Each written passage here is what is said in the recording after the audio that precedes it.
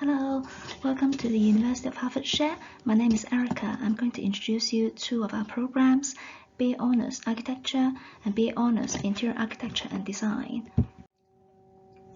For architecture, it's a permanent intervention of a building and space, and because of we are locating near the garden cities of the world, so there's an urbanism flavor to our programs.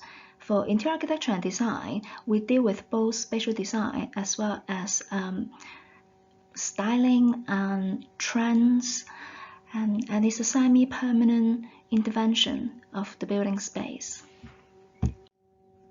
So this is our staff team, and I'm on the top left corners. If you see our faces, you can know that we are very international, and that has an impact of our work and as well as our students.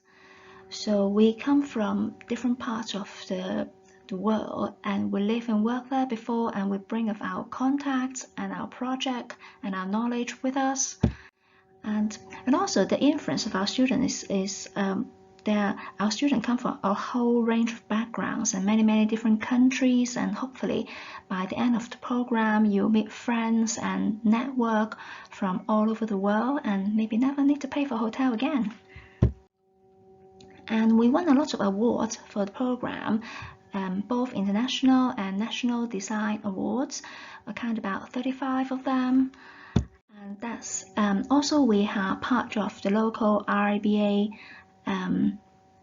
groups. So the RIBA's staff will come into our programs and give student prizes to our final year students, both for architecture students and interior architecture design students. So it's a very highly prestigious award, which will enable you to open up a lot of opportunities. And the unique point of our teaching is you have the usual studio teaching, as well as we also run the commercial design studio alongside usually students on the second year. Some of them will join us to do freelance job and they'll get paid for it. And also our staff team are very strong in research. There are many doctors in the teaching team, so many of our students will continue to work with us after they graduate, and they will can do a postgraduate degree course or a PhD with us. So we work with, there are many ongoing companies that we work with. They offer us graduate opportunities, work internship, as well as life projects. So it's a guaranteed 100% work experience on our course, and all the life project will be built into curriculums if their timelines can be aligned with our curriculum. So you will learn by designing and sharing your concepts and presentation with both the student and staff inside university, as well as guests from the industry. So we have regular external panel members, people from the industry, architects and interior designer will come in, join our course for running workshops or create or do guest lecturing. So some of the program can be a little bit technical. So for some even technical subject, we try to use very easy to learn, easy to understand, fun way to learn, and you learn very even complicated detailings in a very fun and easy to understand way. And for presentation, there's we don't have house styles, and normally when you join a company, there are many companies that will have their own unique house style, and for here, because it's higher education, we encourage people to develop their own styles. So some students will render using highly sophisticated photorealistic software, which we will cover in the course, as well as hand draw, combination of hand draw and lightly Photoshop, which are both very good.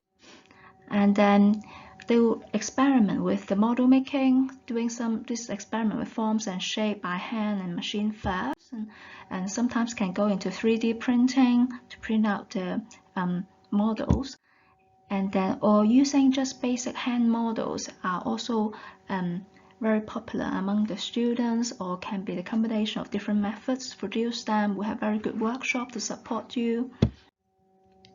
And also we start to use a lot of VR equipment as a way to communicate with the clients as it become more and more popular in the industry.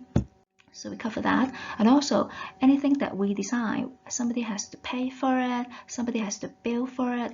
So we need to understand and also communicate how things being put together. So we'll cover the technical issues on the course.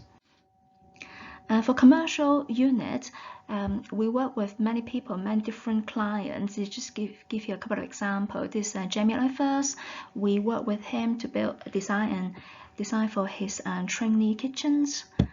And we also work with Smirnoff Nightlife, doing exhibition installation for them. And this is another client from Hong Kong. It's a 5-star hotel right in the middle of Victoria Harbour, and we designed some theme guest room for them, and has been built already. So this is all designed by our students, so their work will actually add to their CV and portfolio. Before they graduate, they already have some work being designed and built out there in the industry. And we like to take out our students and show off what they can do. And so we took our students to Canada, and then we work with local communities to build some design, build some structure with them. This happened in summer, and it's more on a volunteer basis. And it's a combination of funding from different organizations, also a little bit from the students themselves. We took them to Sri Lanka. Again, work with the local architects, local students and community to do some installation projects. And Japan, we work with local university and do installation project with them and exhibit our work there. And we also like to go to study trip. So we go every year.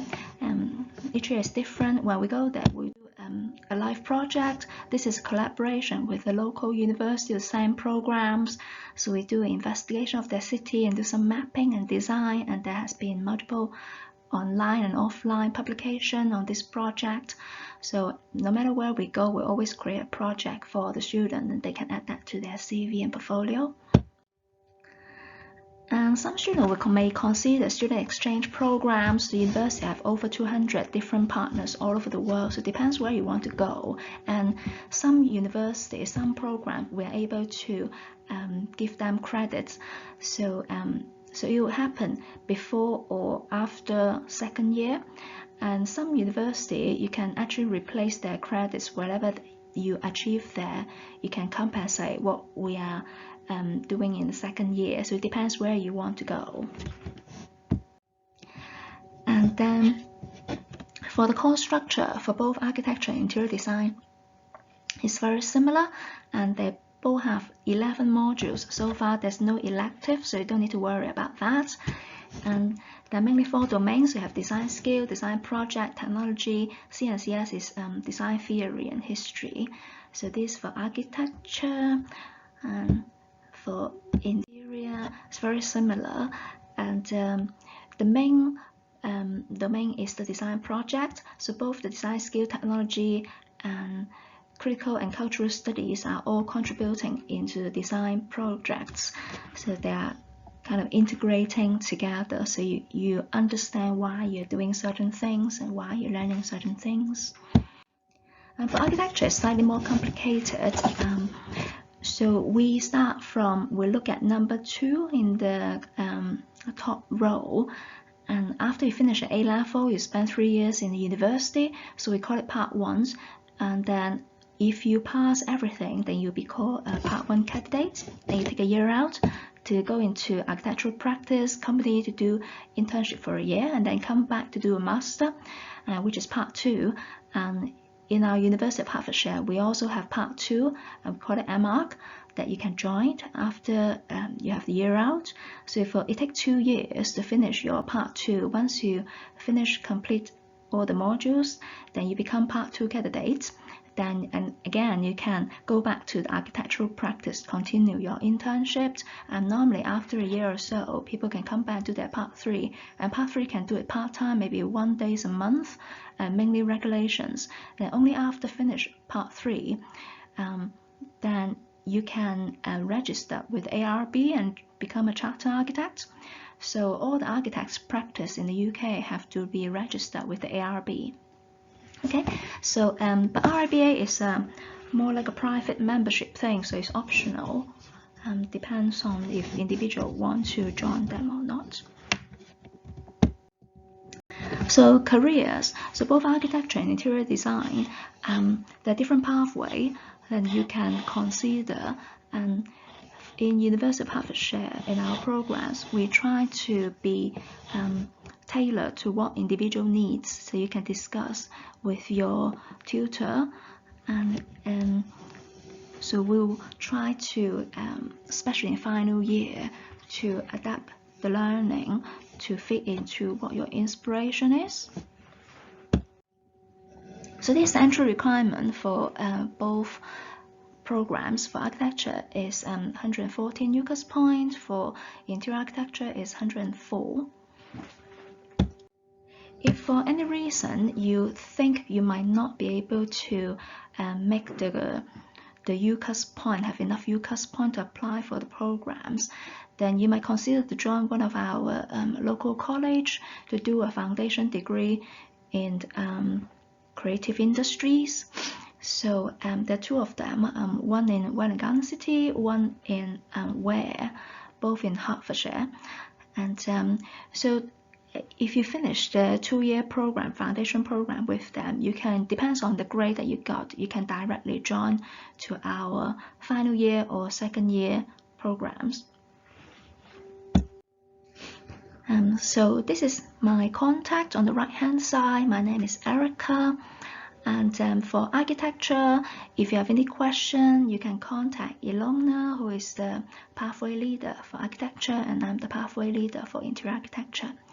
So this is our presentation, and thank you very much, and I hope you can come and study with us. I'm looking forward to do some really fun project together. Thank you.